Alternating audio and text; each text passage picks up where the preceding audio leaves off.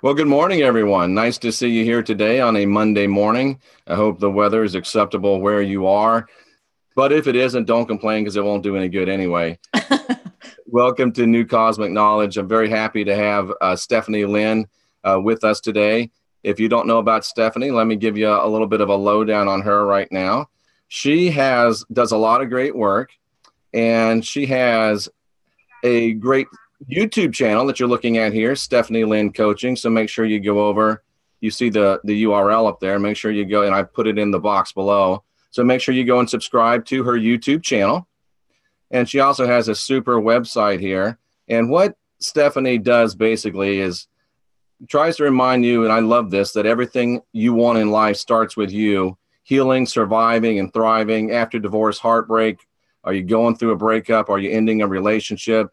Are you attracting unwanted people or unhealthy people into your life? She can help you with all of that. Lots of great services. And I think I met you, Stephanie, through your Twitter page.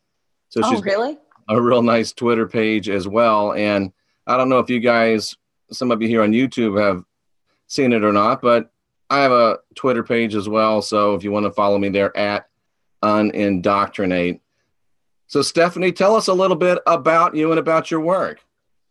So I'm a life and relationship coach. I've been doing it for a few years. I primarily work with people, not that are just coming out of divorce or dealing with heartbreak. I really help people heal their emotional wounds. So we're really dealing with self-love. We're really dealing with how to build your self-confidence. We're really dealing with how to have healthy, happy relationships with other people and how it all starts with us first.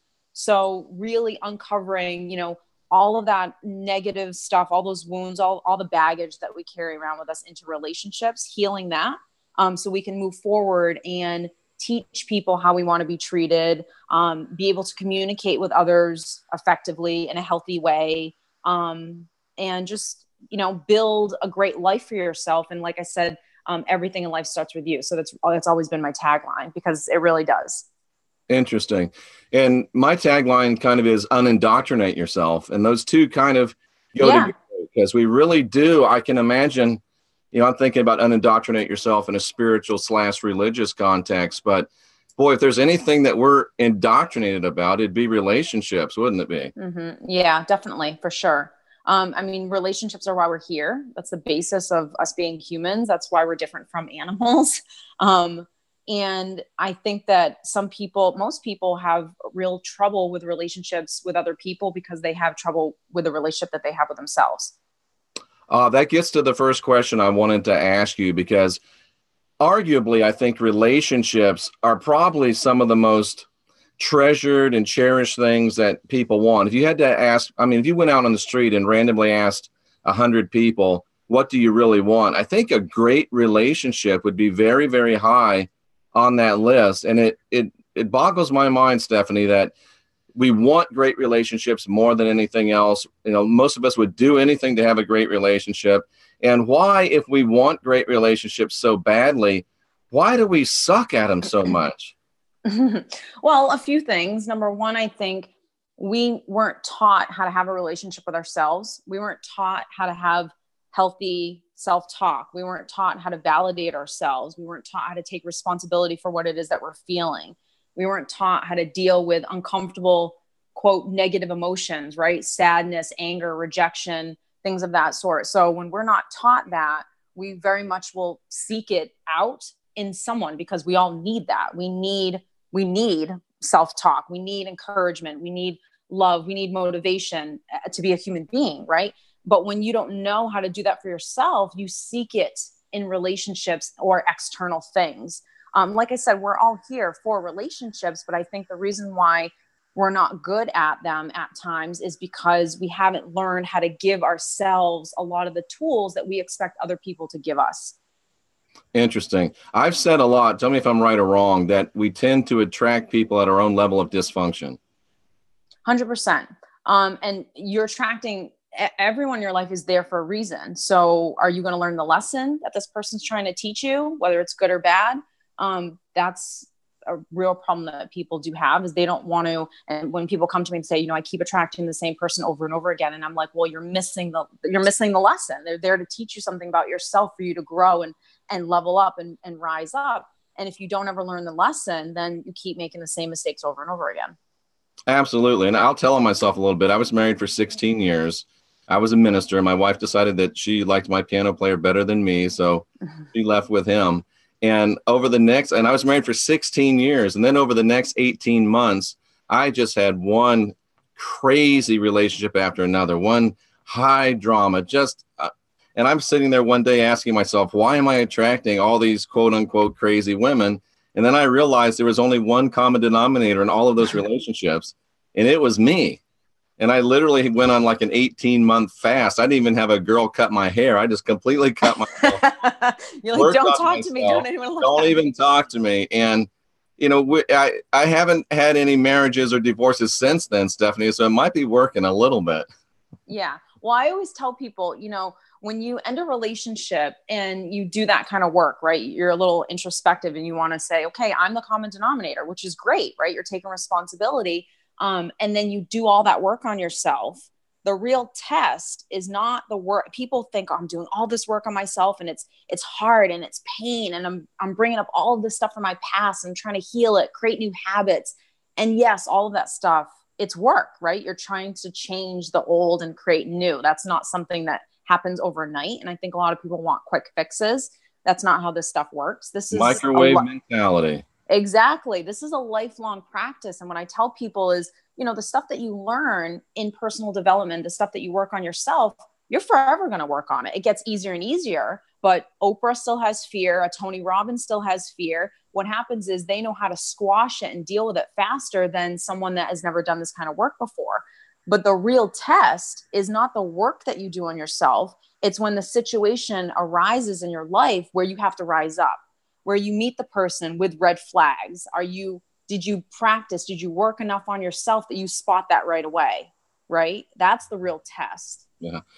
Stephanie, it's funny. I use a little idiom. The test, let me just suggest this to you.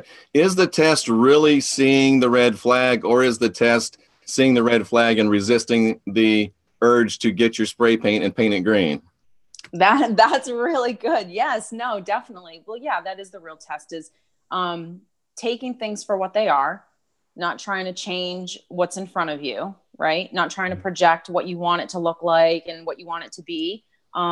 And just, I think acceptance of what's in front of you is hard for a lot of people because they want to change it. They want to mold it, especially the people that are people pleasers, the givers, people that have high empathy. They want to see the good in others. And we're all good, but some people are at different levels in life than you. And so It's not about that they're bad. It's just that they're not where you are, and accepting that. Now, Stephanie, I'm asking this next question for a friend. Okay. This is just for a friend. Okay. What do you say to the person that tends to be drawn to potential? Oh, I mean, this person has such great potential. They're not really where they need to be right now, but this person has such great potential. I can go into this. I can work with them. I can help them. And what about the people that are addicted to dating potential instead of reality? Well, I think if you're a giver, if you see the good in people, you see everyone has potential, and we all have stuff, right? I'm not perfect. You're not perfect. There's no such thing. We're all works in progress, and that's just life. But for me, when you are dating someone, you see someone with the potential, where I don't want to say disconnection, but the effort has to be there. So if I meet someone and I see the potential and they're trying and they're growing and they acknowledge the stuff that they need to work on within themselves or whatever it is, the effort just has to be there. So I can help you. I can be with you through thick and thin and all of that stuff. But if you don't care to grow, to move forward, to work on it, and the effort isn't there, then the relationship will never work. Because what will happen is the person that sees the potential at some point, whether it's 5 years, a year, 6 months, 20 years, you're going to get frustrated, resentful, all of that's going to come to the surface because you want the situation to change, and it's not changing because you're the only one actually doing the work. That makes sense. Interesting stuff. And do you work a lot with spiritually minded people, or do you work with more just secularly minded people? I've worked with people that are very, very Christian. I've worked with all forms of, you know, spirituality and religion and things like that, it's really all one and the same. So if you're going to say my higher power is, you know, I believe in manifestation, I believe in law of attraction, I believe in energy, or if you say, you know, I'm a dedicated Christian and this is what I believe in, it's just about you believing in something higher than yourself and being able to resort to that higher power when you need to really tap into faith and hope and connecting to yourself, really. So people do it in different ways. Do you see any particular or unique challenges to people that are more spiritually oriented when it comes to relationships? Do I see any challenges with people that are more spiritual? Yeah, are there any problems that are typical of people that are more spiritual versus people that have a more secular mindset? I mean, I wouldn't, no, I don't see anything. I actually think people that are more spiritual are more open. So they're more understanding of kind of, I guess, just accepting of other people and not trying to change people. Personal growth and spirituality, it's almost like it's one and the same, right? Gotcha. Like it's a good yin and yang. So I always find if you are very, very spiritual, you're more open to this way of thinking and you're not trying to break down maybe some barriers that maybe you've been programmed to have through a specific religion or an upbringing with parents and their own mindset. That breakthrough of that wall isn't really there when you just come from just spirituality. Gotcha. And what would you say to the person that, you know, does a lot of inside work, understands what's going on, learns how to, you know, regulate the self-talk, you know, realizes that their self-talk is either going to be building blocks or wrecking balls for the life they want, doing all that right work. And then all of a sudden something happens where you completely forget who you are and what you are. And you wind up back with the same old pattern that you know that you've recovered from years ago. What do you do if you find yourself in that situation? You know, I think I've worked with a lot of people that say, you know, I did this kind of work 30 years ago. And then I got married and I was in the marriage and I was happy. And then I kind of neglected that personal development, that side of myself. And now the relationship has ended. And like, here I am again, I'm diving back into it. I think number one is not judging yourself. Right. So I think that's one of the biggest forms of self-care and self-love you can do is not judging what it is that you're feeling in every single moment. And like I said, there are just lessons that we have to learn in life, and some lessons are very easy and some aren't. And it doesn't matter how much work you put into yourself. Life's going to happen. You're going to go through situations that aren't going to be pleasant, and just accepting that, I think, is really huge. And it's, like I said, that's the best form of self-care. So it sounds like a lot of us are falling victim to the Jerry Maguire syndrome. You complete me. Exactly. And I think, I mean, I personally do believe in soulmates. I do believe that there are people in your life that are not completing you, but are here to teach you a lesson. They're here to challenge you. Sometimes the lessons are great lessons, and other times they're really painful ones. I mean, I always say my ex-husband was definitely a soulmate, and he hurt me at my core. But your soulmate is there to change you, right? Change you good. And it could be a good lesson or a tough lesson or something like that, but they're there to change you. And he changed me. And I think even on like my deathbed, I would say that he was probably one of my greatest teachers. It was because of his actions, I guess it didn't force me, because some people would have just said, okay, it's going to defeat me, but it allowed me to want to grow and be better and learn and become inquisitive, and not second guess myself. I learned so many great lessons from that relationship, but a lot of people don't look at painful experiences like that. They look at it like, why is me? And they sometimes sit in that pool of victim for a very, very long time. And that was, I think it was one of my biggest motivations with coaching and wanting to coach people, is because I saw so many people that would go through these tough experiences where someone left them or cheated on them, you know, and they were really in love and they trusted and they were faithful, and the person abandoned them or whatever it was. And they let it really break them, right? They let it. And I'm sure we all know someone that just became very, very bitter, and they never was able to get over it. And I always look at it like, you know, you have one life. You're going to let that person win because they left you, you know? So that was something that I really wanted to help people with. Absolutely. Because I had gone through it myself. And if we carry the Jerry Maguire analogy through a little bit, you know, the whole "you complete me" thing is obviously I don't know if it's a lie, but it's a deception. At least it's a distraction, because no one really completes us, right? We complete ourselves.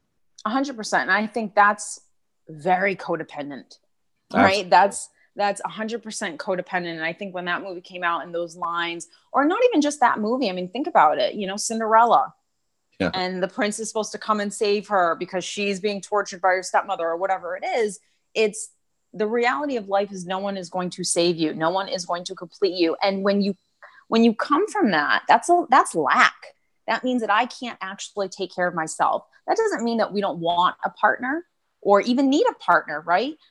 It just, because we all need love, we all need connection. But if that partner, if that relationship doesn't work out, you'll be okay. And for me, that was like one of the greatest things when I finally realized that no matter what relationship either works out or doesn't work out, that I would be okay. That allowed me to not be fearful of leaving a relationship or anything, getting married again, because I wasn't fearful of like, well, if I get married again and I get divorced, oh, that's two under my belt. I didn't have that. And I still don't have that mentality. Interesting. And as you were talking about the whole, the Cinderella side, it strikes me too that there's also a prince side. If you see yourself as the prince on the white horse riding in to save every day, that you can save every damsel in distress. Some of those damsels don't want to be saved. Some of those damsels really like their distress. Yes. And there's some dragons that you just can't slay, cousin. Yeah. And I think, like we were said earlier, accepting people for who they are is huge, because when you do that, early on in a relationship, first of all, if you don't go into a relationship wanting to save, right, that you say, I love her and I want to be there for her, but she needs to do this for herself, right? Like when we marry, we come together, but we should be But equal. Stephanie, the prince doesn't have to do that. The prince can do it all himself. Right, exactly. Well, and the whole vulnerability, I have a son and my goal as his mother is to teach him how to be soft and be connected to himself, but still be a man.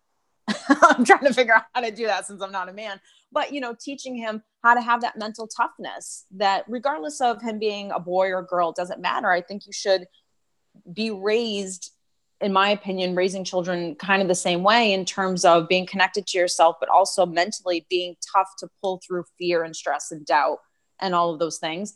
But, with the men trying to save the damsels in distress, again, that comes from that codependent. If I save you, I feel good about myself. I feel like a man. And to some extent, men, yes, need to be the provider and the protector, like you always hear, and women are just natural. You just roll your eyes, Stephanie, when you said that. Yeah, well, I did roll my eyes too when I said women are nurturers, because we have these labels on ourselves, and those are masculine and feminine qualities, right? I'm going to protect, I'm going to provide, I'm going to lead. That's a masculine energy, right? That's a masculine side of a person. And the nurturing, caring, soft, whimsical, that's that feminine side. And we all have both. The trick is a man with a high masculine showing some of that feminine, and a feminine showing some of that masculine. Whereas, nowadays we have women that are very, very masculine, and letting that go to be more feminine and soft and vulnerable. It's a balance between both men and women.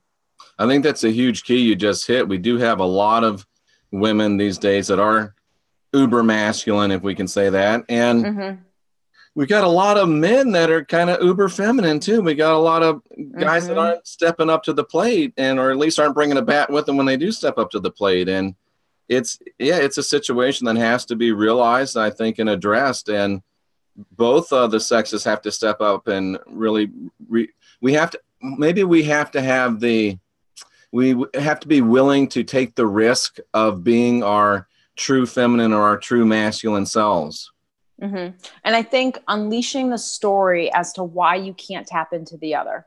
So for me, I was raised by a single mother. I definitely have a lot of masculine energy in the sense that I'm an entrepreneur, I'm a go-getter, I'm very independent, things like that. And because of my story, my past, I tend to shy away from that feminine side. So, but I have to be aware of like, okay, what's the story that's not allowing me to be raw, to be vulnerable in a relationship, right? To really like let someone in and be that feminine side. And same thing with a man. So when you kind of tap into, okay, what's that story? What are my wounds? And learning about where your wounds are, that allows you, when you are in the moment of that wound coming to the surface and wanting to hide you and keep you safe, right? That ego that's trying to keep you safe because it doesn't want you to go through the pain that you felt prior that caused that wound to happen. You have to be aware of that in order to start fighting through it. And that's a whole process in itself. But I mean, it can be done. Right. And just to complete our Jerry Maguire circle, we got to move past the you complete me, get in the mirror and say, help me, help you. And then when these things come up that you know that you're working on, you got to be ready to say to yourself, show me the money. Right. Exactly. And if we can do that, and if we can do that on a consistent basis, we can probably get there. But generally speaking, would you say, and this isn't self-promoting for you, but generally speaking, would you say that in order to get us on the place where, when, as I think Maya Angelou said, when someone shows you who they are, we believe them. When we see the red flags, we identify them and don't paint them green, where we continue to monitor our self-talk and be who we need to be. Do you think that at least initially it behooves someone to get with an expert like you and work with them on a regular basis instead of trying to fly solo? I think that everyone should do. I mean, I think I always say there's a difference between therapy and coaching. Therapy, you talk about your past. Coaching, you move forward in your future. Ooh, and not all therapists can only focus on the past, right? Some give you tools to move on, but how many people have we met where, oh God, I've been in therapy for 10 years. And I'm like, you're still there? You should be, something should be changing unless you just really like this person and you like talking to them. And some coaches can help you dig into the past as well. But I think everyone needs to do inner work on themselves, just to acknowledge what it is that you're carrying around that most people don't even know what their wounds are, right? Like, what are the things that they're fearful of? And people often are so fearful of opening the window, but once you open it, yeah, it's definitely work. But once the work is done and you have these tools that you're using, life gets so much easier. It gets better. You're happier. But you have to do that little bit of work on yourself and not be scared of opening the window and feeling all these uncomfortable things that you want to feel. But again, it goes back to, we're not taught how to deal with feelings. We're not taught how to stay connected to ourselves. What is it that I'm feeling? What is it that's going on in my head? What is this negative self-talk and being inquisitive with it? We're not taught those things. We're taught to fear it. So we suppress it. And then we go around life projecting or, hurting other people because we have all these wounds and we're not even aware that we're doing it. Right. It seems like we've been taught by example and just by conditioning that avoidance is the best way to go. Exactly. That, we don't talk about feelings and emotions. And the reason why we were programmed is because, quite frankly, our parents didn't know how to do it either. We love our parents. And some people will say to me, well, I didn't come from abuse. And I'm like, well, you didn't have to come from severe abuse of, mom and dad beating you or alcoholics or drug. I mean, it doesn't have to be really severe, but, mom not validating what you felt when you were a child, even though she loved you, that is neglect, right? That is neglect. So, excuse me. When our parents couldn't do it for themselves, there's no way they're going to be able to do it for us. And I think as an adult, when you look back and say, yeah, I had great parents, they did the best they could, but now I'm an adult and I need to learn the things that they didn't teach me. If you were a 40-year-old man and you didn't know how to walk because mom or dad didn't teach you, I would hope you would try to learn how to walk someday, and help yourself. No judgment on this question, but are men worse at relationships or are women? I actually don't think it's one or the other. I think both have their own issues. And I think it's not based off of men are from Mars, women are from Venus. I think it's just... Some people think men are straight from hell, Stephanie. Yes, they do. But that's because I think women are more emotional. And so they want to talk about it more than men. And I get a lot of messages from men that are like, hey, what about us? Like, we've gone through hell over here. We have women that have abused us. And that very much is the case. Just men are, again, because of programming, aren't as verbal with what it is that they're feeling or what they're going through than women. So women can do the man bashing a little maybe easier than men can. But I think it's equal. And I think it just is based off of your wounds. Yeah. And from your years of experience, I'm going to ask you to give both men and women, one piece of free advice here today on relationships. Well, I think... Be brilliant, Stephanie. Be brilliant. Be brilliant. One piece of advice. Oh my goodness. I think relationships, I think the biggest thing with relationships is the disagreements, right? Communication. So there are a lot of things that are required in any relationship, friendship or romantic, because the only difference between a friendship and a romantic is sex, right? So the basis of every relationship is the effort, values, respect, effort, communication, values, right? We have to have the same values. If you don't want kids and I want kids, that's a problem, right? Yeah. If you don't respect me and who I am as a person, good, bad, ugly, the things you don't like, but you still respect me, respect goes a long way, because respect will allow communication to not get heightened, right? We're not going to say things that we're going to regret later on because I love you and I respect you. And I don't want to say that to you. Even though I don't like you right now, I'm going to walk away. And effort. That effort has to be there on both sides. But for me, the biggest thing in relationships is the communication. So communication breakdowns, arguments that happen between people, daughter, mother, father, son, married couples. It is the responding versus reacting. It's that type of stuff. And if you can learn how to have that communication, and it starts with you, right? So when your wife says something and it triggers you, you can't get upset with her triggering you. Figure out where the trigger's coming from, right? And learn how to communicate and not react to discussions or things that people are saying that you don't like. Take responsibility for what it is that you're feeling. If both people always took responsibility for themselves, and I've seen it happen. Arguments don't even start, because I'm not going to go there and again say something that I shouldn't say, because I'm going to figure out, all right, what's going on inside of here that's causing me to want to say something that's going to be hurtful, right? Yeah, that makes sense. And I can't remember when I did this, but I thought about this one day, and I wonder what your advice would be. I thought if couples would, at the end of the day, maybe sit down after dinner, have a glass of wine, whatever, and talk about little things that happened during the day that maybe were just a little bit irritating, maybe just a little bit bothersome. Would that help prevent these resentments build up and booms, or would that just create a bunch of little bickering all the time? Well, I don't know if it would create, every day, I think that would be exhausting emotionally, maybe, but because just life is going to happen in general, kids, money, stress, bills, but maybe not every day. But there should be a line of communication that's so open, meaning if something's going on, I should be able to tell you and you not take it personally. That's number one. Right. But also I'm not saying it for you to save me or fix me. I'm also taking responsibility for my own self as well. So I think that you should be able to communicate everything with your partner.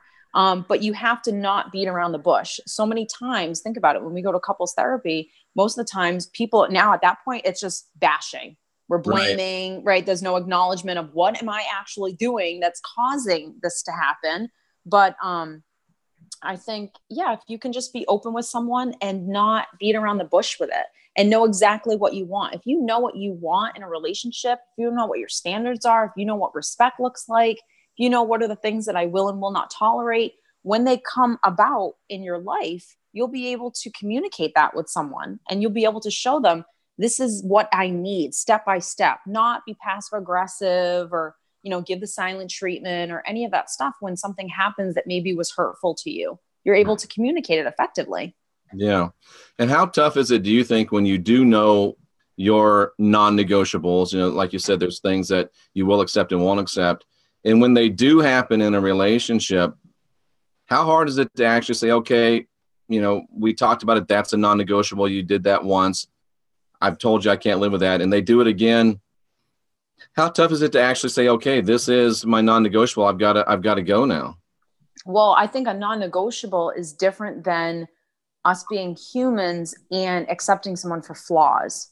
Mm-hmm. So if, I'm trying to think of a flaw that would even be, if my husband at times can be a little lazy, maybe, and I'm a go-getter, right? I'm a doer, or maybe he lacks motivation, just something that necessarily isn't a flaw, leaves things on the floor, or the wife's too anal and OCD, and we tend to bicker about like these little things. That's different than a non-negotiable. Non-negotiable is a deal breaker. Right. And I think if you don't live in fear, which is, oh, there's no one else out there, oh my God, I have to start all over again. Ooh, and believe me, it's not easy ending a relationship, especially when there's been years and years of being in one. This stuff is not easy. So I'm not saying, okay, you've recognized that these deal breakers are happening and just walk away. No, that's not easy. And it's going to suck and it's going to be pain. But again, are we fearing the pain? Are we fearing the unknown, that we stay stuck in something that doesn't feel good just because we're letting that fear win? I mean, that's inner work that you have to do on yourself. How often does a deal breaker have to come up before you cut bait and leave? I mean, I think, for me, in the beginning of a relationship, year and a half, I always kind of give it that. Because, the first 6 months, everything's great. Everything's amazing. And then we start not always. It's supposed to be. And if it isn't in the first 6 months, is that a red flag? Like, whoa, something's going on? No, I don't think so. I think that, I mean, here's the thing.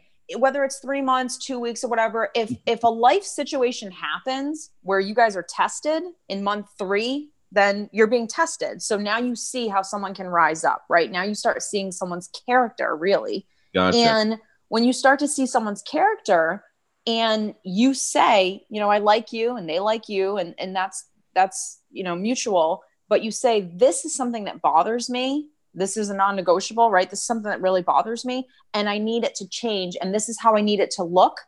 If the person respects, love is love. You can love someone, but maybe the respect's not there, or you can, want to be different, but you don't really want to change. But if you respect someone, when they say something that this hurts me, the first thing you're going to say is, I don't want that person to feel that, right? I respect this person. I love this person.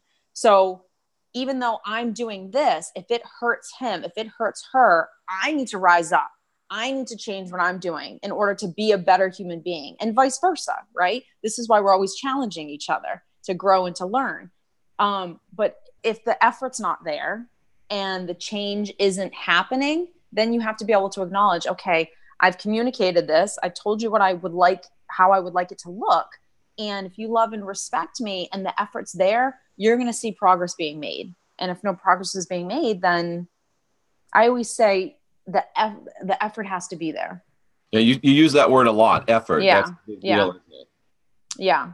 Because, again, the basis of every relationship, respect, communication, shared values, those are the basis of everything. But throughout the relationship, the effort has to always be there to grow together, to stay together, to communicate together. You have to it's a choice to be in a relationship, and it's a choice to have a healthy relationship, and both people have to be on the same page. Right. And Cynthia in the chat room asked, it all sounds so elementary. Why don't we do it? That's so good. Honestly, I think we don't do it is because we weren't programmed. We weren't taught these things. If you were taught these things at a very young age, then it's very easy to do it, right? I'm talking to you and I'm using my hands and I know how to type. And this is just stuff that we've been doing since we were little kids. So if you're taught this at the beginning, how to love yourself, how to be connected, how to take responsibility for what it is that you're feeling, how to help yourself through feelings, how to react, not respond to people, have mental toughness and learn how to monitor your thoughts. If you're taught all of these lessons, it's going to be kind of easy for you to spot someone who's unhealthy for you or good for you. You'll be able to spot that right away. It's almost like we've been taught to fail. Yeah, to some extent, I think that. Or just haven't been taught, and that creates the failure. Yeah, and I think when we're born, a baby is connected to himself. It knows exactly what it needs in every single moment. A toddler, for the most part, knows exactly what it wants. It's the most selfish person on the planet, right? He or she does not care that it's time to leave. He wants to stay and play. Obviously, I have a 4-year-old. But I think if you're just not taught any of these things and you come from dysfunction, and again, it doesn't have to be abuse, severe abuse, homes, but just a little bit of dysfunction where maybe mom wasn't connected to you or dad wasn't connected to you, or you see their relationship and it wasn't the best relationship. People often say, well, I'm staying because my kids, and I'm like, but you're not showing them a healthy relationship. then there you go. That's why it seems so simple, but yet it's so hard to do. And if you think a 4-year-old is the most selfish person on the planet, wait until he's 16. 17, Oh my God, 15. I can't even imagine. Oh, it's so funny. And you think he wants to stay and play, wait till he wants the car keys. Then you're really going to get an education. Yeah. I remember when he was first born and people would say to me, oh, this is the easiest time. And I was, sleep deprived, 2 hours of sleep. And I'm like, are you kidding me? This is the worst. And no, it wasn't the worst. Remember the first time my son asked me for the car keys. I'm like, car keys? You haven't even mastered operating a vacuum cleaner, much less a car. A vehicle, yeah. It's interesting. So I see a lot on your website and in your work. You talked a lot about effort, which is obviously a key. Another thing that crops up a lot in your work is this little word narcissism. Yes. First of all, can you define that for people and tell us how pervasive it is in relationships? Well, I think I obviously knew what narcissism was to some extent, but I always thought it was more. I always thought it was more like arrogance, self-absorbed. I'm into myself, the charming man or woman, just me, that kind of a person. And I didn't really learn about it until I went through my divorce. And I kind of started really studying it and getting into it and understanding, oh, wow, personality disorder. Oh, wow, uncurable. Oh, wow, where it kind of forms and how it forms. Gotcha. But I think that this right now in our lives, it's everywhere. And I don't think it's a bad thing. I think it's a good thing to educate yourself, because I wasn't taught what emotional abuse was. I was taught, okay, physical abuse is someone hits me. Sexual abuse looks like this. But no one taught me what gaslighting was, being passive aggressive, the silent treatment. I would know when some of them were being done to me, but I had no idea what gaslighting was. Can you define that? I don't even think I know what that term means, gaslighting. Gaslighting it's when someone makes you doubt your own reality. So if you intuitively have a feeling about something and someone says, no, you're wrong, that didn't happen. And you're like, no, it happened. And they're like, no, it didn't happen. And they make you kind of second guess yourself. That's gaslighting. So if you know an event took place and something was said and you relate that back to a person, well, you said this. No, that never happened. Yes. That's gaslighting. But see now, exactly. And when someone says it in such a convincing, confident way, you second guess yourself. You right? do. When you're like, okay, I guess maybe it didn't happen. Right. Maybe it didn't happen. But then you go back and you're like, but I really think it happened. Like, that's gaslighting. Gotcha. And narcissism is so big right now because it ties into that emotional abuse and learning when someone is abusing you, when it's not just hitting and sexual abuse and things of that sort. But it's not black and white. It's so gray because they're, I think I want to say you have to have like 7 of the 9 traits in order to be diagnosed with having NPD, personality disorder. But a lot of people, they don't need to be diagnosed. And people will message me all the time and say, well, my husband does this, and this. Is he a narcissist? And I go, quite frankly, it doesn't matter. What matters is this person's behavior unhealthy? So someone can just be a conversational narcissist where you talk to them and the conversation always goes back to them and what they're going through. Doesn't mean that they're someone with NPD and is severely toxic and unhealthy, but they just could have little bits of traits, and just understanding, basically who a person is and what traits that they specifically have. Interesting. And if you find out you're with a person that could be diagnosed, or you're pretty sure it could be diagnosed NPD, is it pretty much time to move on? I mean, I think that you either have to, if you're going to stay in that relationship, you have to accept that this person's never going to change and the relationship is what it is. And you have to get very, very good at creating the bubble that I like to call and blocking the abuse that's going to happen in your world. Wow. And if you can't do that, or you don't want to do that, then the relationship at some point is going to have to end. Right.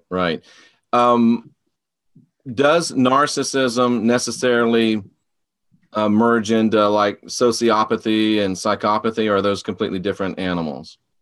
Well, I'm not a total expert on all of that because I'm not a psychologist, but I do think that they all kind of intertwine, but they all live in different categories, right? There are specific things that a psychopath is obviously different than a narcissist and a sociopath. It's heightened levels of lack of empathy, lack of real emotion. You know, someone that's a sociopath someone that's able to kill and has no remorse and can just sit there and be like, okay, that's different than a narcissist. A narcissist is still going to be like, holy shit, like, oh my God, you know, they're still going to feel on some level. So there are different categories, but I think it all kind of intertwines with each other in terms of the lack of caring of others, basically. Gotcha. Now, I've always, just personally speaking, I've always been able to understand narcissism in men. I've always been able to understand how men could be sociopaths, how men could be psychopaths. I don't know if it's my Southern upbringing, my gentility, my chivalry, but I really had a hard time wrapping my brain around the idea that women could be narcissistic, sociopathic, psychopathic. Can they? Yes, absolutely. I think you do see it more in men than women. And for me personally, I think that has to do with upbringing, how we raise men versus how we raise women. You know, men are supposed to, you know, tough as boys are tough, and they don't have feelings and all of that stuff. And it really suppresses who a child naturally is. So there are some children, whether it's a boy or a girl, that are very, very sensitive, and some kids need more hugs than others, so to speak. Right. So, but there are definitely female narcissists out there, sociopaths, psychopaths, for sure. It's interesting to me. And when I think about the things you're saying, you know, lack of empathy, you know, inability to express genuine emotions, you know, just lack of, you know, emotional interaction or emotional depth, that, wow, I mean, you really start thinking about that. And someone said in the chat room, you know, it can be managed. And you said, are you willing to just let it go and build your bubble? And somebody said, boy, that just sounds too exhausting. And maybe this is cynical, but there's nearly 8 billion people on the planet, Stephanie, and probably almost 4 billion women, almost 4 billion men. So if you're with one that's abusing you, whether it's physically, sexually, emotionally, and you've done all you can, I mean, there's 4 million out there. Why hang on to one that's going to abuse you when, if you've done your work? And I mean, should you be, people have mentioned fear. Have you, the dating pool is very shallow, but I don't get that sense of fear. Do you, as a professional that does this every day, how do people deal with that? Oh my gosh, is this the best I can get? I don't, excuse me. I don't come from fear. So, and the only reason why I don't is because of what you just said. There are so many people on this planet, and even if you've never, and I have a lot of men and women that will come to me and say, well, I have never had a healthy relationship. I didn't have a good relationship with my dad or my mom, and maybe that's the wound, right? I have daddy issues, I have mommy issues, whatever it is. And I have failed relationship after failed relationship, and this person wasn't healthy, and this person, da, da, da, da. But that doesn't mean that there's not someone out there that's healthy and right for you. And to think Absolutely. That, I don't want to say is naive. I don't really know where it definitely comes from. Fear. It definitely comes from lack. It definitely comes from a lack of self-confidence and self-worth. If you know you're worthy, it exists, right? Yeah. So if I know that I'm worthy to go to college and get a degree, if I know that I'm worthy of starting a business or whatever it is, it's going to happen. It's just a question of when, right? You don't ever and when fear kind of starts to come in of, well, maybe you're going to be single forever, or whatever those worry fears are, lack fears, you might listen to it for a minute, but you're immediately going to go, no, because that's not reality. That's actually not even the truth. And that's not positive. I'm just going to be a positive person, have positive thinking. That is reality, like I said, but you can't find what you don't think exists. So if you don't think that there are good men out there, then you're right. You're never going to find one. And vice versa. Powerful stuff. And, you know, I think you made a good point earlier, and I wanted to revisit it here as we wrap things up a little bit. You talked about identifying narcissism, and, you know, sometimes, you know, a man he's a confident man. You know, he's a man that has a little bit of a swagger to him. You know, he's maybe a little bit of a rapscallion, if you will. And it could be very easy for someone to say, oh, he's a narcissist. On the other hand, you could have a woman, like yourself, raised by, a single parent, entrepreneur, go-getter, very very accomplished, very competent. And people say, oh, well, she's a narcissist. What about these people that want to pin the tail on the narcissist? And how do we know, is this just a confident, healthy, strong person, or is this a narcissist?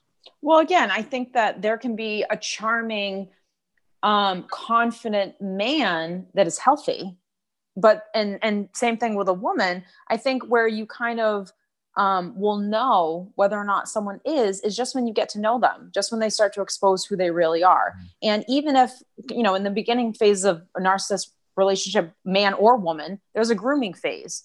Just like, and I made a video on this because there's a difference between the honeymoon phase in a relationship where everything's amazing, we're putting our best foot forward and, everything, and the grooming phase in the narcissistically abusive relationship. They're very, very similar. But when that abuser starts to kind of put that mask aside and starts to show you bits and pieces of who they really are, and you don't believe what you're seeing, right? You want to like pretend like they're who you want them to be or who they were last week or whatever, and you don't see the red flag right in front of you, then you're going to, you're going to get abused. You're going to get caught up in that relationship. And but I think that not to walk around and pin the tail on the narcissist. We all have narcissistic traits. I mean, look at social media. I mean, that is narcissism 101. Look at me, selfies, all that stuff. But at the end of the day, when we are going through life together and I show you who I am, my real character, that will determine whether or not someone is unhealthy versus healthy. Interesting. If I could find the last woman out there that's never taken a selfie, I'd marry. I think my aunt, actually, I'll give you her number. She's single.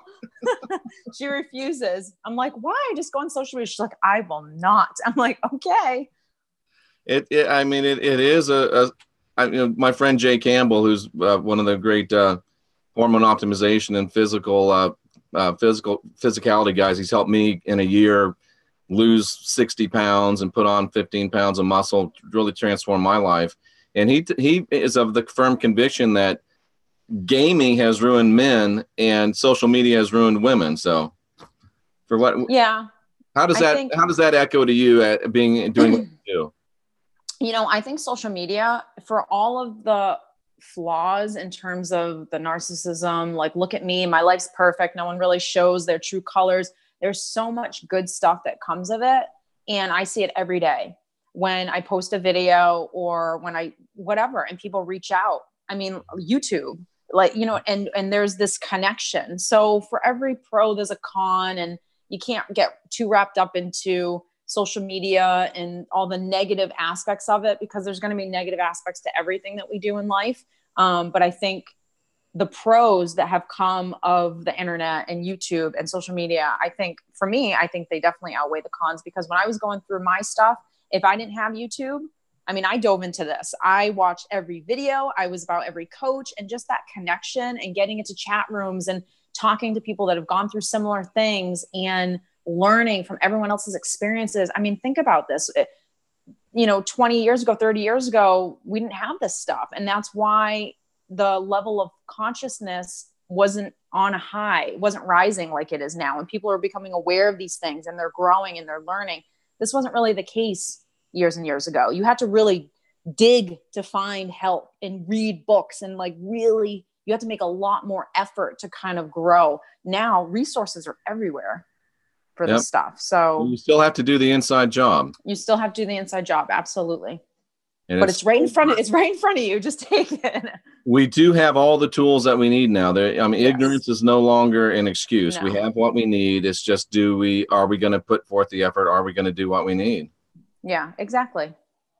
Stephanie Lynn, if you would leave our audience with something that they can chew on today and hopefully put into practice right away.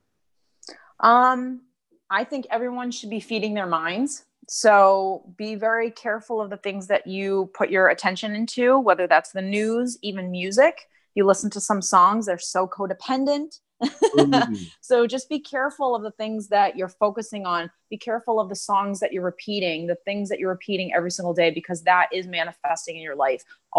You should always be putting good stuff into your head every single day, whether that's listening to a motivational video, listening to an affirmation, anything that is putting good stuff into your mind that you're not able to do for yourself. I always say when people are like, well, I don't know how to have healthy and positive self-talk. Well, you need to be downloading your brain, your mind with the things that it's lacking right now. So it'd be like, if I'm sick, I'm not going to drink soda and potato chips all day. I'm going to drink water and I'm going to put good stuff into me in order to heal and get better. So be careful of what you're focusing on every day, listening to. Excellent advice. Excellent advice. And please, if you would, even though it's included in the box below, tell people how they can get in contact with you if they want to avail themselves of your work. Yep. So I have the YouTube channel, Stephanie Lynn Coaching. I do a weekly video every week, every Tuesday. I have a weekly podcast on Spotify. It's called Heal, Survive, and Thrive. Spotify, iTunes, and Podbean. And then my website is stephanielynlifecoaching.com. And you can find me there as well. Is the podcast productive for you? Does it help? I know it helps you get your message out. Does it help a lot of people? Do you get a lot of work from it? And can you see it as being really beneficial? I started the channel almost 2 years ago, my YouTube channel, and people, everyone's into different things. So The last year, people have really been asking for the podcast. So the podcast is there. People are wanting different types of coaching options aside from just doing one-on-one, maybe like more group coaching and things like that. So my goal is to just reach as many people as possible, and whatever people want from me. And I've heard a lot of, do you have a book? Do you have this? So I'm working on it. It's a journey, this career. So one thing at a time, but people definitely love the podcast because they just want to put it in and listen to it, all day or for a few hours on their way to work. So excellent. People are loving you in the chat room, Stephanie. I think thank you. Done a lot of, created a lot of interest here. I think you're doing a lot of great work, and I do encourage you to check out Stephanie's website, her Twitter, and her YouTube. Really good stuff there. Stephanie, thanks so much for being here. Thank you for having me. Hopefully Thank you so much for having me. Absolutely. It's been my pleasure to be with you. And folks, I salute those of you that are here seeking after truth. I do appreciate all of you. A lot of love and light to each one. And for Stephanie Lynn, I'm Jeffrey Daugherty. Thank you so much for being here. And I hope that you make this a great day. And we look forward to helping you a little bit to unindoctrinate yourself, create yourself, and live a life that you'll love. Thanks again, Stephanie. We'll see you. Thank you. Soon.